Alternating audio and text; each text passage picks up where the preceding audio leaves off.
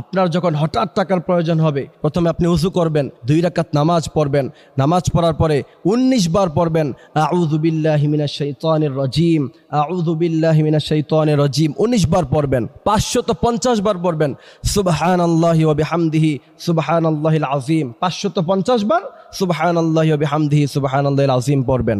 21 বার সূরা ইখলাস তেলাওয়াত করবেন। সূরা ইখলাসের এত বেশি ফজিলত বর্ণনা এসেছে, যে ব্যক্তি প্রতিদিন 200 বার সূরা ইখলাস পড়বে, আল্লাহ সুবহানাহু ওয়া তাআলা তাকে 300 ফায়দা প্রদান করবেন। তার মধ্য থেকে অন্যতম পুরস্কার, অন্যতম ফায়দা হচ্ছে তার রিজিকের কোনো অভাব আল্লাহ সুবহানাহু ওয়া তাআলা রাখবে না। সুবহানাল্লাহ। এই জন্য প্রিয় ভাইরা আমার 21 বার সূরা ইখলাস আমরা তেলাওয়াত করব।